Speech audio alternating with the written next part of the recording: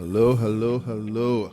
I am your host, Kevin Valley, and in this Become Investible special, we speak to the founding team, Mr. and Mrs. Brian and Ingrid Jahra of CinemaONE, as they discuss the evolution of CinemaONE, the Caribbean's first IMAX experience, the pioneering step of becoming the first SME IPO in Trinidad and Tobago, and the challenges of building a sustainable wealth-generating business while also focusing on future growth and possibilities. And now in this feature, we're going to discuss the importance of the IPO for SMEs, how to get to the IPO, what is the process, what is the business valuation process entails, marketing the IPO, evolution of the company CinemaONE, including the growth of the brand, some success stories in there, how they develop the customer experience, and of course the challenge of growing the brand and creating a sustainable business to enjoy.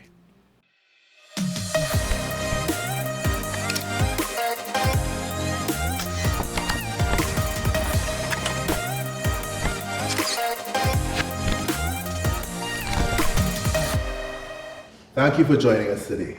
I am your host, Kevin Valley, and today we are talking to the husband and wife team behind CinemaONE Limited, which started as an idea just 8 years ago and has just launched the first IPO on the Trinidad and Tobago Stock Exchange as a small and medium-sized enterprise.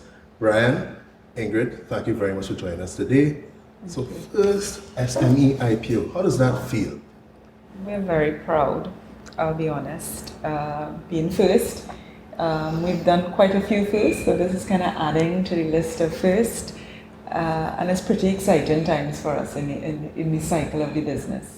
Yeah, indeed, it's a momentous occasion, I think, both for our company as well as for the development of the capital markets in Trinidad and Tobago. The SME sector is kind of been poised for some growth, I think, for a number of years, and it's really a strategic sector for numerous countries, and certainly I think the role that the capital markets can play in really hoping to spawn more growth is really pivotal. So it's momentous. So when that act came out in 2012, did you immediately think, hey, we eventually want to be the guys to launch our IPO? I would say his brain was ticking, definitely. Yeah. I mean, I think just as a relatively small company trying to raise capital in a market like TNT that has a dearth of real venture capital or equity financing, it certainly sparked an interest that was worth exploring in more detail.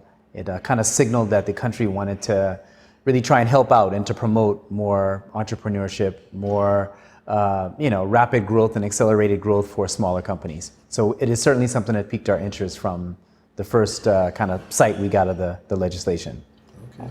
I would say that, with Brian's background, he understood that there are different ways to raise money. And he always knew of this way. So when the act came out, we knew we started to market with one screen. We knew we weren't going to stay with one screen. So I think when the act came out, it was a natural progression of thinking, that is one way to raise money, to help the business to grow. Okay. All right.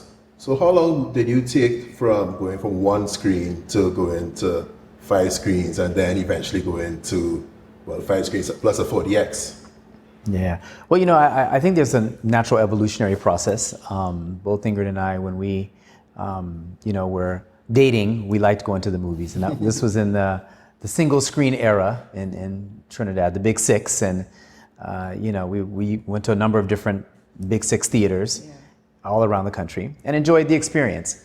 But with my background in California, and Ingrid lived in the UK for a while, we certainly were both very much aware that multiplexes were kind of the way of the future, and kind of had that as a potential plan, I think, from day one. However, the amount of capital that's required to really, acquire land and to really become part of a significant development with a multiplex kind of from day one is, at the time was prohibitive. So the next best thing for us was really to try and focus on what was more achievable, and more achievable was a big screen, but a big single screen, and that became the IMAX idea. Okay. And I think a movie experience that is not easily duplicated in being secure, because it was a big risk coming to market with all that content and just one screen available to you. Right. So I think when we looked at the landscape of the movie experiences, we needed to start with something that would be with a bang and would have a high degree of success. Right, and differentiation too. Yes. Because I mean, what makes the IMAX experience unique is certainly it's a technology at its core. I mean, we're really the first to have two huge servers projecting movies on the screen, right? In fact, the current legislative framework still contemplates film, and we were arguing in the early days that, well, we're not really showing any film. We have no film, right? We have digital content that's projected from two huge servers that each weigh a ton and that are protected by numerous patents that afford a range of high-end image enhancement, 3D, et cetera, all of the IMAX, as Ingrid likes to say, fairy dust that makes it a highly differentiated, immersive experience. So how did you go about actually getting that license to be able to import it here? Well, I would just say that, being entrepreneurs Being brave. and being brave, not being shy and being willing to explore the benefit of the internet, linking you all up. You can send an email to anybody in the world and it's what's your pitch? It's a 3-minute elevator right? pitch. So, And literally, I still have the email that I sent to IMAX, selling Trinidad and Tobago as a location, saying we should explore this, we think it's a good market. And I think that would have been sometime in 2009. So it literally was an email. Hey, let's explore this. And then the conversations just evolved and they eventually sent down. They were receptive. I mean, they were trying to grow their brand. They were looking for bigger footprint. They were looking for more screens because they didn't occupy many screens Right. at that point in time. So they were, it was kind of like a win-win for IMAX. They were going to get more screens in the Caribbean. And we would have been able to bring this technology. Right, to the first Trinidad. screen in the Caribbean. Exactly. And I think just that Trinidad met some of the requirements. It had a very good catchment in terms of moviegoers, in terms of a movie-going market. What else was great about Trinidad? Density, the population, per capita income. We had a big movie-going audience, so some of those things really sold IMAX on, let's try it. Because they also thought, this is a single screen in a little Caribbean island. And very early in the game, I mean, we, broke records with them. Most first weekends in the Caribbean, we were in the top 3 performing screens. In all of LATAM. So that includes Brazil, where the ticket prices are, I can't say double ours, but at least 1.5 times. But we're just getting a big attendance. Okay. So Okay, it so was in really terms of- being brave. It was using technology. Right. The internet had been to Trinidad since 1998. So, and plus his contacts as well, just made it kind of happen. And being in the right place at the right time. And having good financial partners, I mean, Yes. I have to Yes. stress, your brother, Kerwin Valley, and the AIC team at the time, now KCL Capital Market Brokers, played a real pivotal role, in that same team and kind of, understanding the vision, because we would have pitched it to, I'd say, at least 5 different institutions, including the place where we were working at the time that had a big pool of capital to invest. And, we got a lot of, maybe, we're not so sure, and a few no's, outright no's. And, but I must say the KCL team kind of understood the value proposition and the differentiator that we were bringing to the table. So I think it takes that kind of ecosystem of like-minded persons to really bring a new venture to the market. All right, that's great. That's awesome. Okay, so in terms of the business itself, right? So at the time of IMAX launching here, there was the market was more of a low-end kind of pricing for screens. So you pay a nominal amount of money, you get 2 movies, you're in the theater for, 6 hours or so. But now you're saying here's 1 movie is almost triple the price. Yes. So how do you go about executing that and marketing that, comforting the market to be able to just say, all right, we'll give this a try, we like this, we're gonna keep doing this? A few things. We got expert guidance in building out the marketing of the IMAX experience. That's one thing. We didn't purport to know everything, Kevin. We were entrepreneurs, but we recognized we needed help and we sought the help and brought it on board. That's one thing I would say it was Definitely. key to it. I also think that movie going is also a very personal experience. So a lot of word of mouth of bringing people in, and then they spoke of the experience, and that's how the brand really built itself. I think part of the success story as well is being able very early in the game to bring on sponsors that can really bring the crowds and underwrite some of the cost. I would like to say Digicel was one of the ones that Definitely. was with us, as well as Atlantic. when we developed the ultimate field trip. So it was a kind of two-pronged attack again in differentiating an ultimate field trip, which is not known really in market. I mean, we all go out on a field trip, but this was like the ultimate field trip. How does the field trip work? Well, really, Atlantic underwrites the cost of tickets and transport because those are two key things that are barriers to going out on a field trip. Right. And also they help with marketing. They help with the push because they have a very good relationship with the Ministry of Education, which we've also developed with them as well. But they have really helped us bring the kids through. And early adopters of your experience, when you get them early, then they want to come back for the Hollywood. So I would say getting expert help with executing the marketing of the space, and because of what a movie-going experience is like, word of mouth. You know, Kevin, did you go to IMAXs yet? You have to go because you have to see the movie like this. Right. Really helped propel the brand. You can't watch 3D anywhere else. Exactly, and people are discerning. They'll pay for quality. So you're right. You know, before we came from $20 for 2 movies, and people will come out to pay more for a better experience because it cannot be seen anywhere else. And it still remains a relatively affordable kind of luxury, you know, in the sense when you compare it to even a trip to Tobago or, you know, nonetheless Miami or Disney World, or it's in the affordability factor for most people, you know. So I think that's even just, I mean, it may just be a special night, but we always recall, you know, hearing an executive from a large chain in Thailand speak through one of our consultants that we brought down, and he spoke about how he would create these lavish, you know, I mean, basically the movie theater had a sauna in it. You know, really a lot of almost like gold stuff and, you know, all kind of, you know, niceties that would go along with the experience. And he was in some very impoverished areas. And people would question, well, you know, what are you doing? You're crazy? You know, but he was able to kind of build a market on the premise that people would go and save their money, come from very rural areas. And you're talking about, you know, Indochina, Thailand and Cambodia and this area, Vietnam, and descend and spend a night for 2-3 hours in his basically 5-star movie theater, which was a lot less than the 5-star hotel, which was a lot less than a trip to, you know, some beach in Thailand.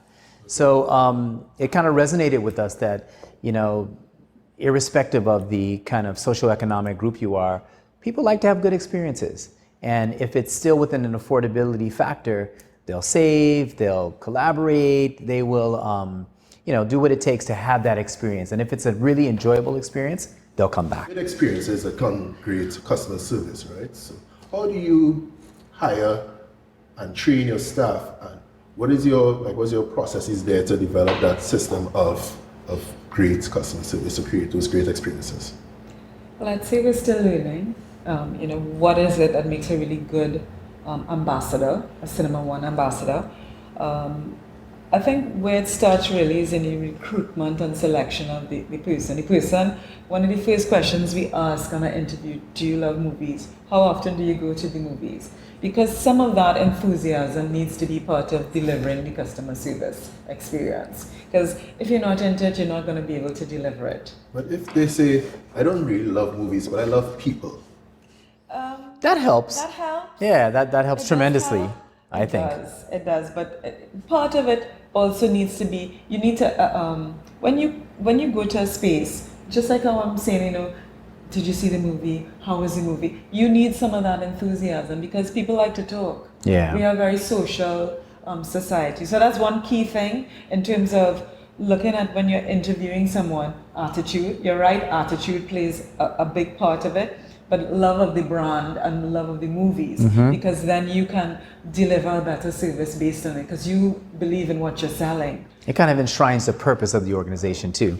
If you know, an ambassador kind of is into the, you know, the art form, then it's a lot easier for them to kind of become part of a greater purpose, which is around bringing, you know, enjoyment and moments of, thrills and exuberance and excitement. A lot of adjectives, but or even enlightenment. You know what I mean? If you go to a movie and you actually learn something about how you should perceive the world or how we should interact with each other on a human level, then that person is a lot more apt to kind of be excited about their job, because they feel like they're making a difference in people, basically.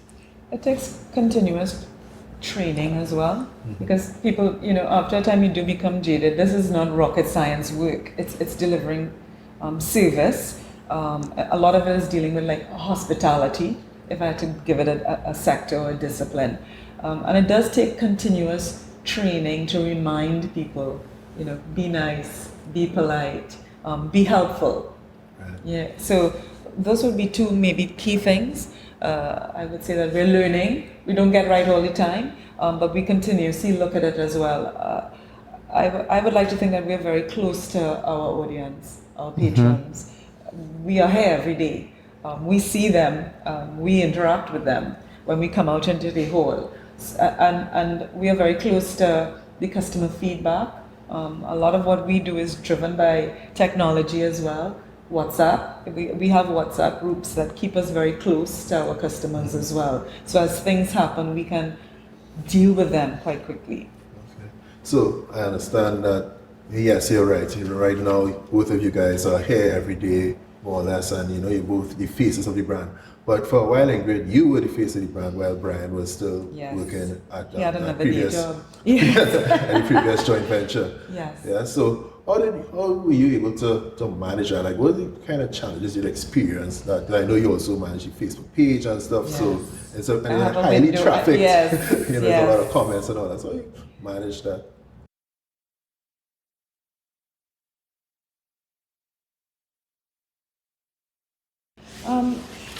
Well, I have a background in PR, so I'm kind of accustomed being the face of an org.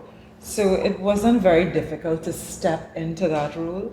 I would say, though, that it is challenging because everybody knows me. Everybody comes in here and also says that, they know me. So they kind of use it as a sword to keep customer service in check as well. So we walk it in the way that we want to deliver. We always keep the customer at mind in terms of the priority. Dealing with the challenges, sometimes I do need to unplug, and I do. And I am training, the management team below us, that it's just below us, to also share the load and become little mini faces of the brand as well. And there needs to be a somewhat of a handoff to the baton to them, and for us to move into the expansion mode more so than ever, because now my energies will not be totally 100% on those areas. I need to be fed information from those spaces right now. So the challenge of it is handing over, because I still see this as my fourth child, CinemaONE. So I do guard it very jealously, but it is a little bit of letting go. It needs to be done, which I recognize for us to grow. I like that you speak about handing over. Yes. Right? So part of being investable, we say, is that it's a business that will survive generations, right? It's going to be passed on, and we create sustainable wealth. Yes. For the owners of the company, right? So how do you plan the business to be passed on? How do you plan for it to be generational?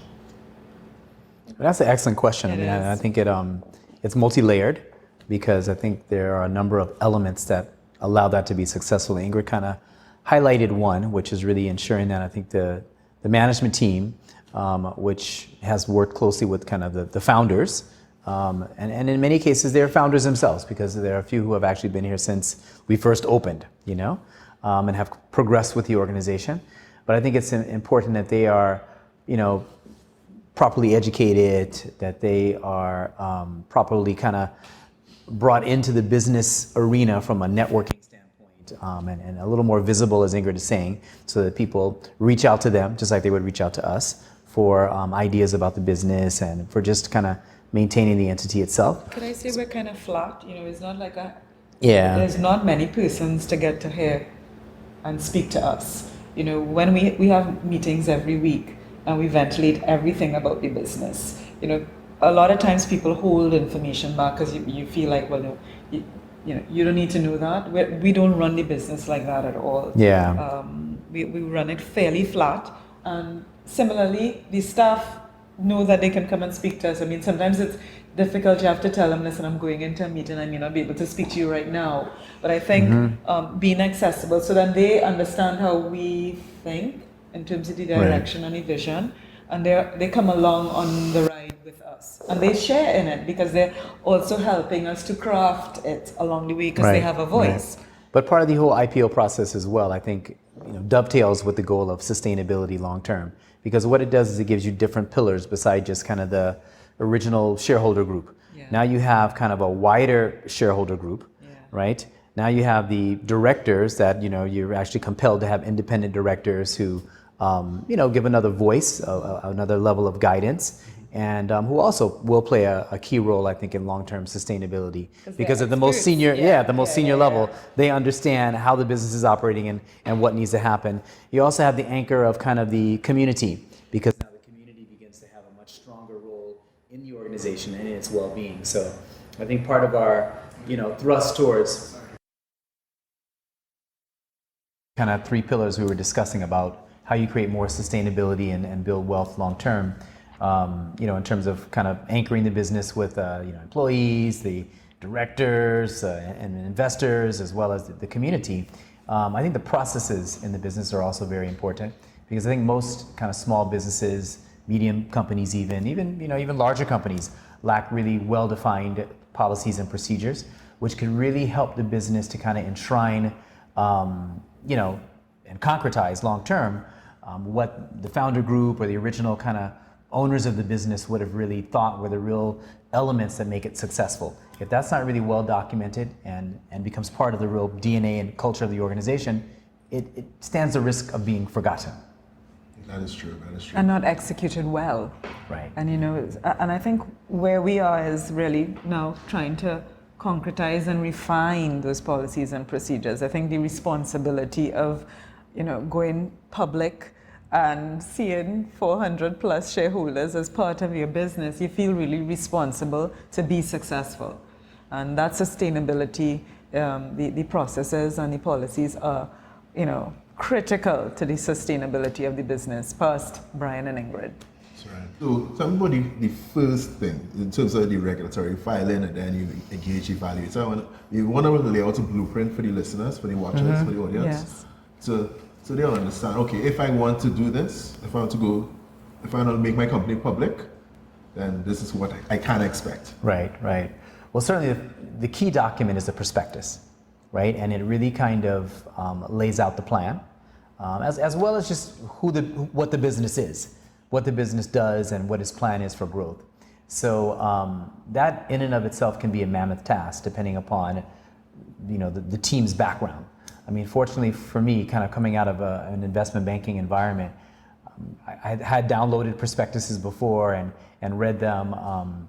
So it wasn't difficult to begin thinking about crafting our own prospectus from other ones that had been crafted globally. I would say we are just brave, because anybody downloading a prospectus of 100 pages, that's intimidating. Because you guys' prospectus was like 94 pages or something? Yes. Yeah. How long did it took you to put that together?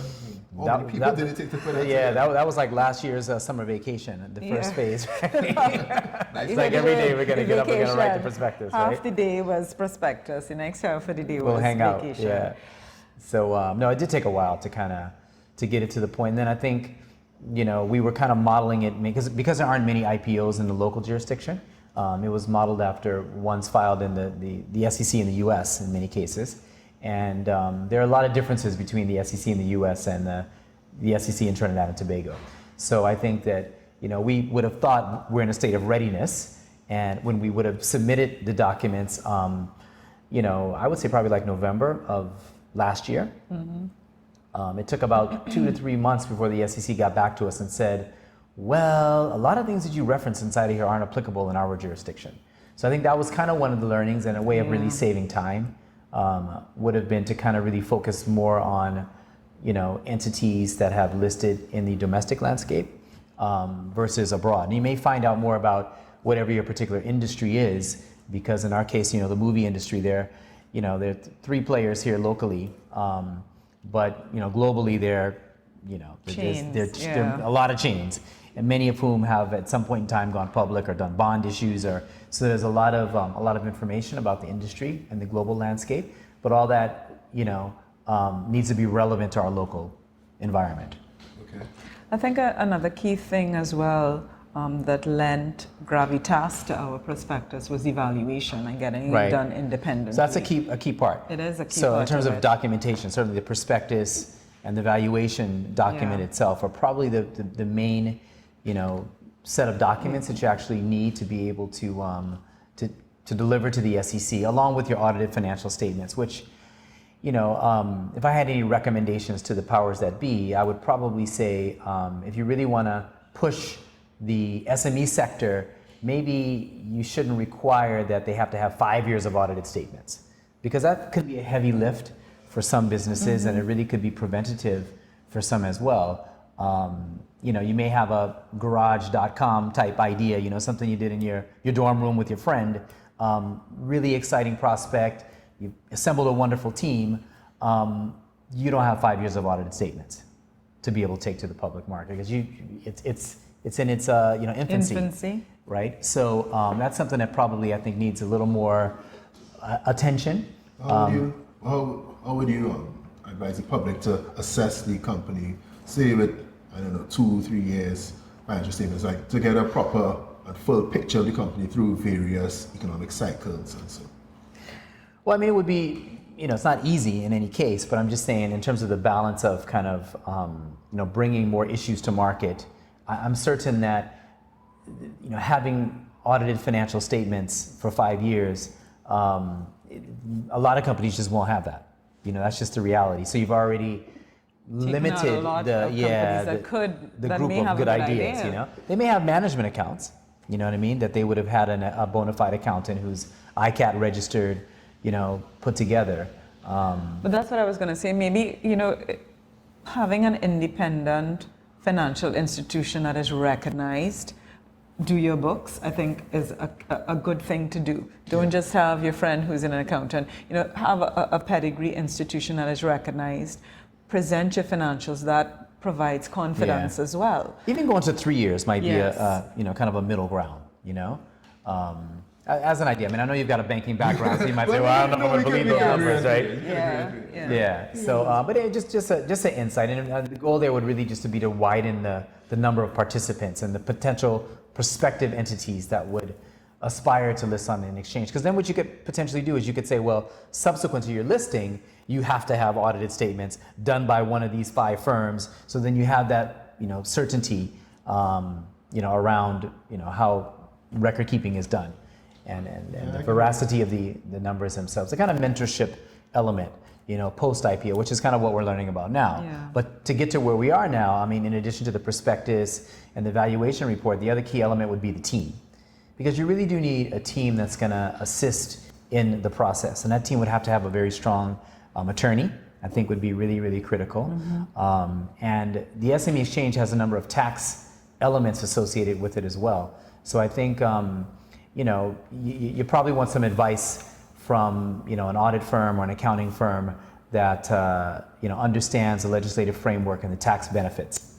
Because, there are certain, one of the things that we kind of learned is that you've got, in a way, 2 disparate, I can't say disparate, but different bodies in the SEC and the stock exchange. And they both have governance roles to play with any listed company, right? The SEC is, more of the legal regulatory entity, and in the stock exchange is, it's the organization that really governs all the principles associated with trading and et cetera, and they both have separate rules. And you have to feel and have a willingness, I think, to really dive into the details and read some of the legislation to understand what is required. That would be a strong, or have an attorney who's really going to give you all the advice. Go deeper into the valuation process, right? So let's walk us through that. How do you go about engaging the evaluator in the first place? Well, I mean, I think talking to respected entities who have experience in the valuation kind of domain, which is a specialized area of finance, and there's certain credentials that entities can bring to the table as well. Certainly, all the major accounting audit firms would have a kind of advisory division which would handle valuations. So we basically decided on looking at some of the bigger, more respected names. As Ingrid mentioned, we thought that we needed a team who had some pedigree, who could bring a level of clout and a sense of credibility to our issue, especially as a first-time issue, a new industry, new tier, new group of people. So we thought we needed some names basically to support and bring credibility to us. So we shortlisted about 3. We went out and asked for quotes outline what we wanted to do.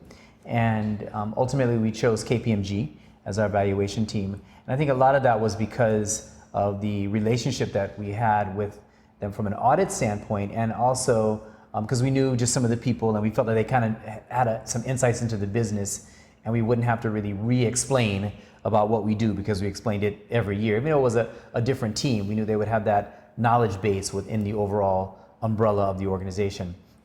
But I think more importantly was also the fact that they worked with, on the global scale, a lot of the very, very large we had done publicly traded circuits. On the bigger chains in North America. So we felt that they came with a lot of experience, maybe not necessarily the local office, but definitely they had the repository of information available to them through the international And you would know, Kevin, well. there are a lot of methodologies that you can use for valuing companies, comparable trading market entities, discounted cash flow. And so we kind of went in, again, with my background, kind of having an idea as to what we thought would be the best approach, and which, in my experience, was either a mix of them all or leaning more towards the DCF. So I think that was another thing that made us lean a little more towards KPMG, because they kind of spoke the language that we were familiar with, and we're looking at more of a future income-based approach to doing their valuation. So let's talk about the process of the engagement. How did they conduct the engagement? Well, professionally, I mean, basically getting information from the entity, and then we gave a lot of information. Yeah, all to your them. audited We did a lot of statements. homework. We did a lot of research and gave it to them because they used a lot of our information. They would sanitize your projections. But then what I thought was the deeper dive was that we certainly would have ideas about expansion locations and where we want to go, and it wasn't good enough to say, oh, we want to be in XYZ city. Okay, prove it. Where's your agreement? Where are the designs? Where is he? They wanted to understand that you really had some kind of concretized plans around where you wanted to go, why you wanted to go there, what's that market, appetite going to look like? Because ultimately, we were looking at potentially different jurisdictions, and we ended up with kind of a blended, weighted average cost of capital, depending upon, okay, well, here's your Trinidad weighted average cost of capital, here's your other Caribbean weighted average cost of capital, here's your US weighted average cost of capital. So it got very sophisticated in terms of looking at discount rates associated with where you want to build your new theaters. Okay, so the important thing there for listeners, so for the audience, is to have the systems in place to have your business and your financial information readily available. Definitely. For the valuation. Yeah, you have to have, and it has to be a firm depth of it. It can't just be a surface level. It has to be a bulk of information that has credibility, has good sources of information, and as well, using your own analytics, because we'd been in business for 5-6 years, so we knew the trends, and our trends really reflected trends in other markets. So it lent to the credibility of when we said it can do this. Yes, it gave it a lot more believability, if I had to look for a word. And that goes back to your original point of how many years of historical performance do you need to demonstrate that credibility. Well, certainly they went back a few years and looked at ratios of attendance to purchases and a number of different metrics, and then extrapolated those metrics moving forward to really kind of sanitize our projections, to say, okay, well, this makes sense because look what they did before, and then we were able to demonstrate, well, here's what other entities are doing in the region, here's what other entities are doing abroad, and this is why there's some credibility, some veracity to our projections. So you have the valuation, and So I know valuations usually give you a range. So they say this is the low Yes. end, this is the price on the high end, this is the mid range, this is the fair value range, this is the fair value price. Yes. So how did you go about deciding, okay, what price we want to price our offering? I mean, you raise a very good point, because ultimately the advice that a valuation firm provides is just that. It's advice to the company, to the entity, to the shareholders, to the management team, that this is what we think you should do, right? And we kind of arrived at kind of a wide range and a narrow range. And we thought, in consultation with our investor group, in consultation with, the management team, that, we would stay almost at the midpoint of the wide range, which just happened to be at the top end of the narrow range. So, and it was about a 20% discount off of what we would have initially contemplated. But at that stage, we felt like we would still move forward. We had invested a lot of time. We saw this, and one of our points of advice, I think, for any entity looking at finance, that you got to look at it, especially in the Caribbean context, on a milestone basis. So we saw this as a milestone, not the end game, but in many ways the beginning. And as long as we could kind of get to the starting blocks, and the gun could go off, and we're running. Well, the race has begun. Okay, we're running now. So. You can see I was a track and field guy, right? He was. We moving, right? So anyway, with that in mind, it made us feel as though we didn't have to get the best valuation. We had to get what we thought was a fair valuation, and a valuation that we could sell. And I'm very happy that we, opted to go with kind of the mid-range, because we did get some queries during the process about your valuation. And we did have some people say, oh yeah, we think it's too rich. Some people say we think it's too, it's priced, you underpriced it, so we got a myriad of responses. So we think that, kind of being at the mid-range of the wider range that was indicated is fair to investors, and it gives us a good chance to deliver. Okay. Let's talk about marketing the IPO, the roadshow, selling this issue. Wow, but that's another thing you need to advise the public. Be ready to take your vitamins and... Well, he's track and field. Yeah,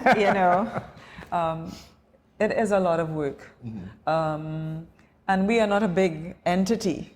So we were just really fortunate. We had a plant that is attractive, that allowed us to have many interactions with different audiences. Again, coming from a PR background, I did leverage some of my friends, the practitioners in the space, to assist us with the publicity. And again, me being very close to social media, I used many avenues to try and get the message out there about coming on board and owning a piece of movie magic. But it is very intense, and we've had from some quarters saying they didn't know, enough about it. They didn't get enough information about what the offering was. But we had some who've commended us and said, wow, you guys were everywhere. We saw you in a lot of places. So it kind of depends upon how you were linked in and connected to the world, I think. Yeah, I do think part of it in looking at it is you do need to have a very close relationship with your broker. And I think you do need to push your broker. You do need to challenge them.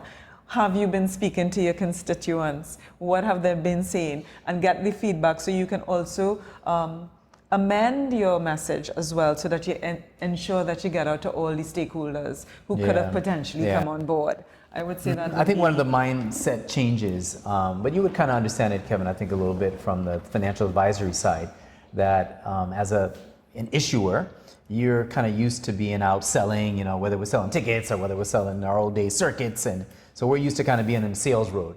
But, for this process, you kind of, you give your pitch, and then you've kind of got to let the team that you've assembled, in this case, a brokerage team, really go out and do some of the heavy lifting and the selling to really bring in the investors, because ultimately, they're the ones who are the interface to take the orders. Because the brokers are speaking to their clients. We are not necessarily, we don't have a direct to their clients. The brokers between us and those clients. So we really needed to work, I believe, a little closer with them to get the message out to those clients. I think that would have been, in hindsight, when we decide to do another issue, and I'm sure we will at some point in time, we probably will want to allow more time to have closer dialogue with all of the brokerage, the whole brokerage community. Yes. Because I think we were very focused with the lead broker, and they got to know us very well. They, were passionate about the business as we are. But I think when you start to look at the other brokers, the sub brokers, there was a lot less interaction that we would have had with them. We basically just had one meeting, maybe 1.5. 1.5, because I think we had a public meeting, and I saw some of those brokers come back. And then they came back to a brokerage meeting. Yes.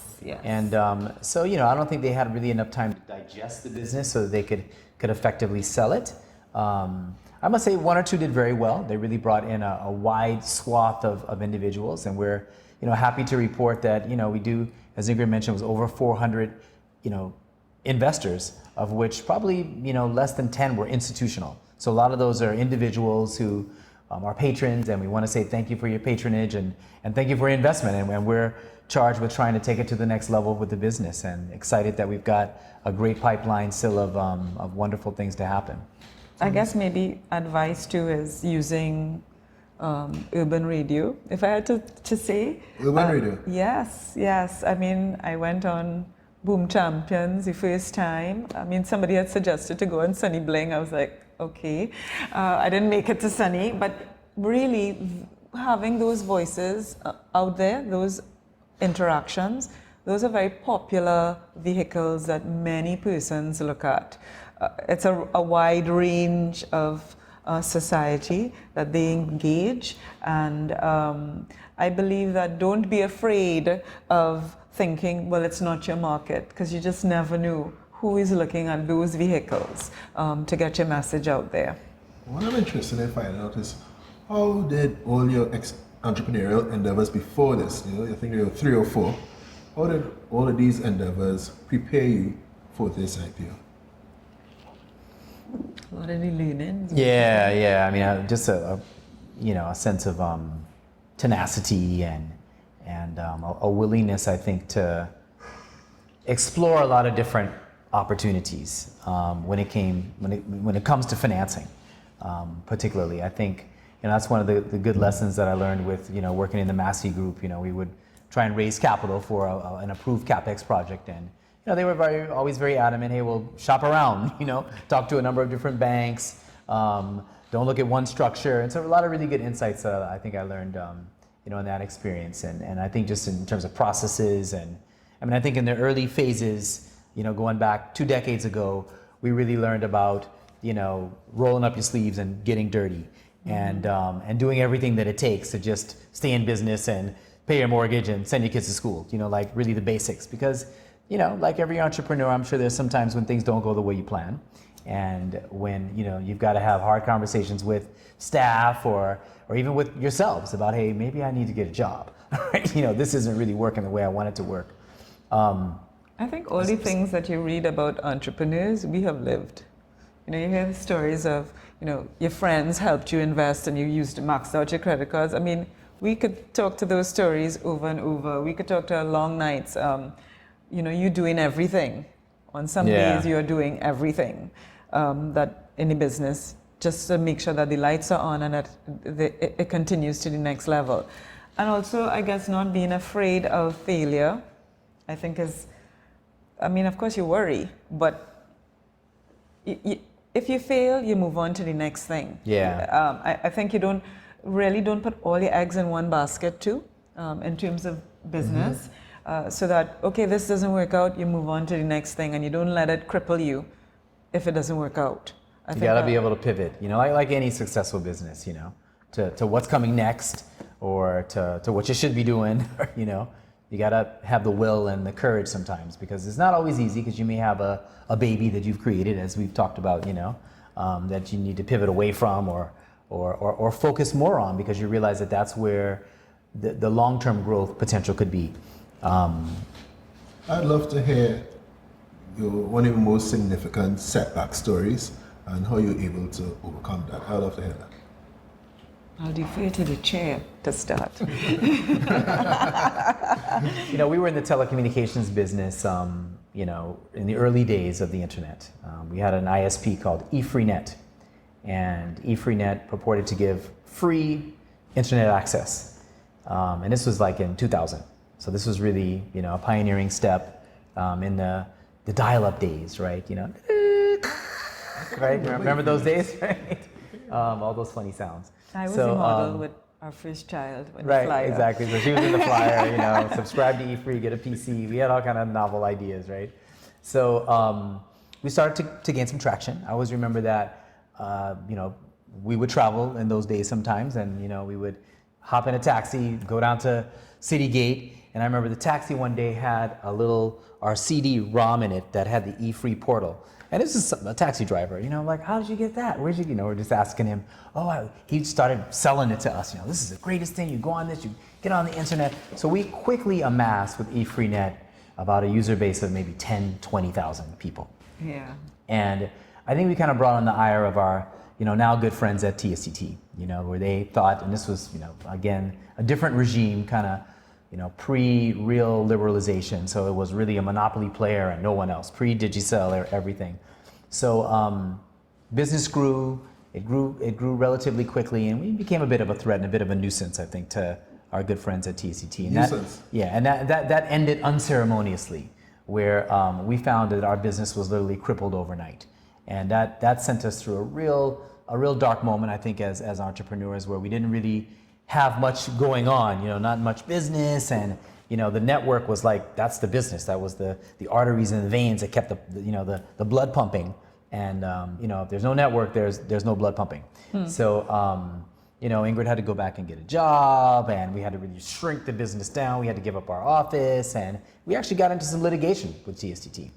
And I think it was kind of going through that nadir, that dark point, but still saying, hey, we think that the telecom sector is going to eventually open. We believe that we could partner with someone. We think there's a good way of ending this bad story with TSTT. And, the story ended up, I think, relatively positively in that about 3 years later, so that was not an easy 2-3 months we're talking about, but 2-3 years, where, I was smiling in the press and shaking the hands of the COO and the head of legal affairs, consummating one of Trinidad's first interconnection agreements between a small operator, because we had forged a deal with Massey. We had then cut an interconnection deal with the same company, was the main shareholder that had been disconnected and everything and left in a difficult position, was now doing an interconnection agreement with TSTT. So I think that trough of being able to kind of come to a low point but not really give up and utilize all that you had learned to still stay focused on how you can, concretize an investment deal with a huge conglomerate like Massey and still get a deal done with TSTT. So it made us realize that, hey, even in business, people sometimes are, they're not the best friends. Then they become good friends. I mean, we ended up selling the business back to TSTT. Back to TSTT. So that's a whole story if you think about it, So that's another segment. Right, and another segment. Another TV show. Yes, yeah. I think for me, when we were kind of chatting before, when we then became the minority shareholders with Massey, it was then Neil and Massey, and the company was then 360 Communications, when we did the business-to-business internet connectivity services. We went as a husband and wife team because we were the minority shareholders until the conglomerate came to us and said, well, husbands and wives don't work in the same subsidiary. So I was like... And they can't co-own. Correct. So that was really a slap for me, I'll be honest. Ouch. Of course it is, because, I'm not a 60s woman. I am a 2000, I'm a millennium woman in terms of we came together and we presented together and we built the proposal together all the time in the negotiations. I was never in the background, so it was Brian and Ingrid always. So when this communication came to us, we said fine. First we said not fine, but when we get lemons, we make lemonade. Fine, he will be the MD, and I will still work. I just won't be on the payroll, and that still was not enough, because they still felt husband and wife dynamics in the office place was counterproductive to business.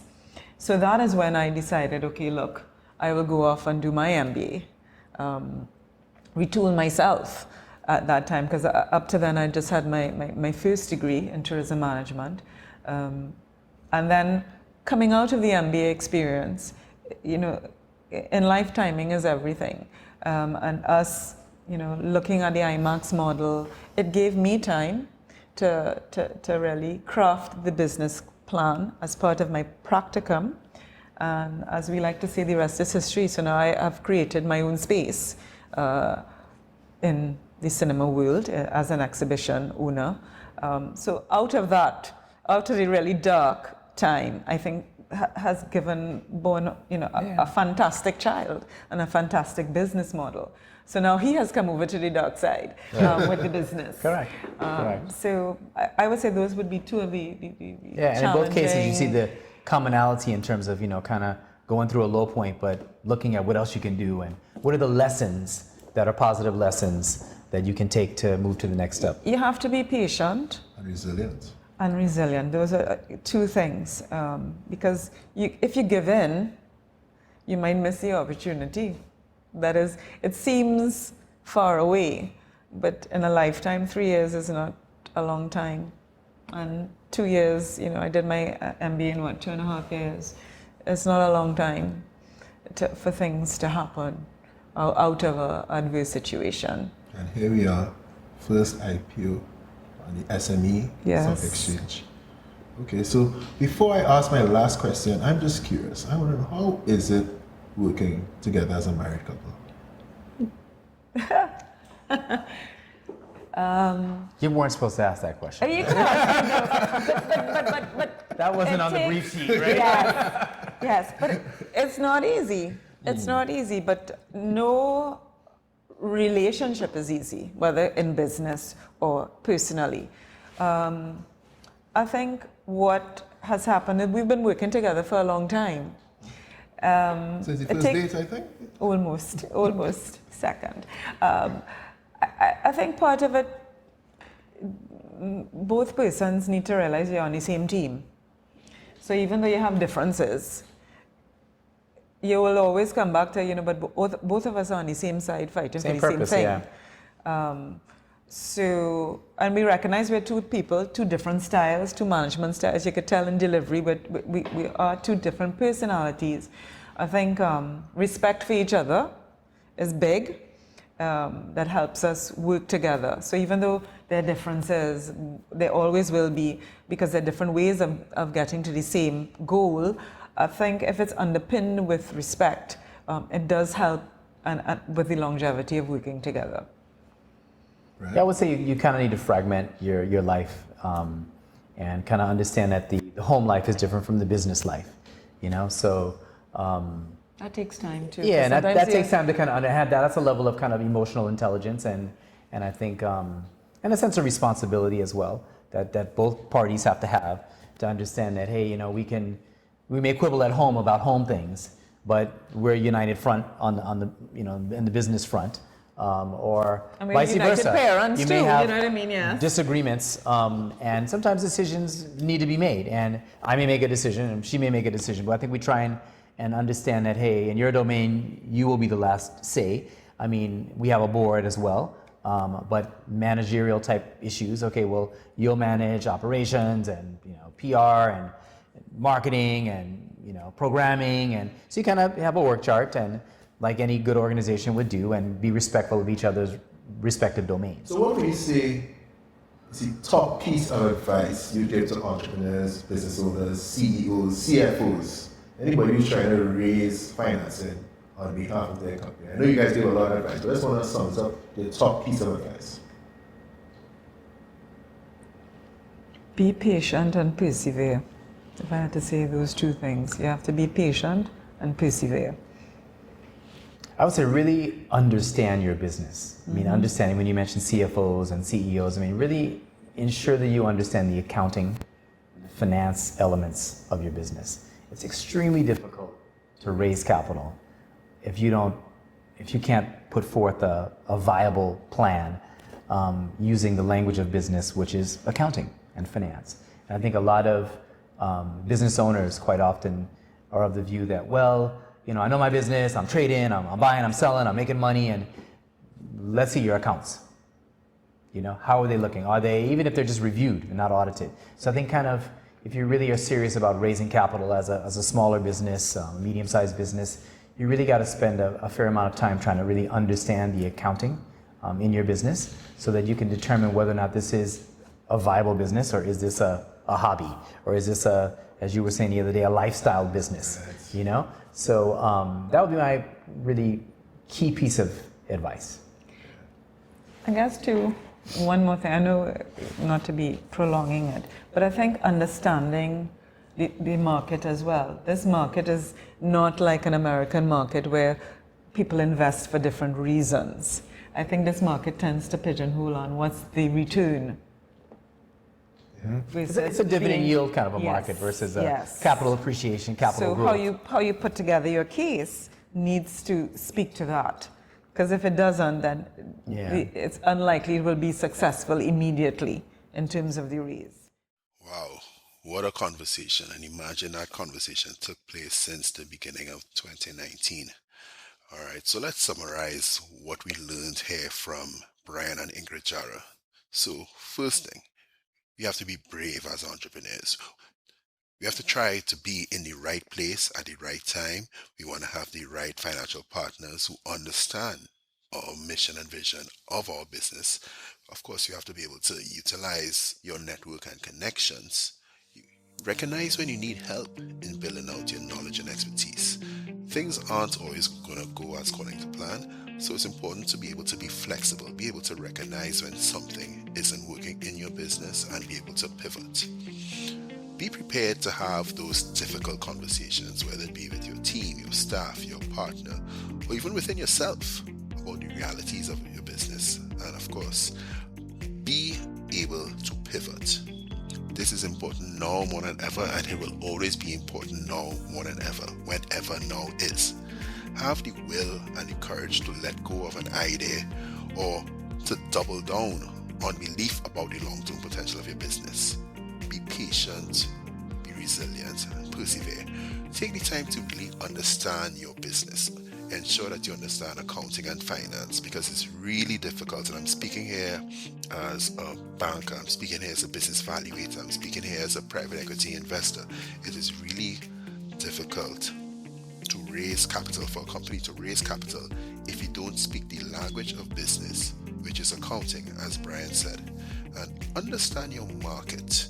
Now, the local Trinidad and Tobago market may be more dividend yield, steady income market when it comes to investors than capital appreciation market, which is more in like developed markets, like the US or what have you. And even in Jamaica, where they see their stock exchange market is growing very rapidly and starting to really make a name for itself. So with that, I'd like to thank you for your attention, and until next time, we are out.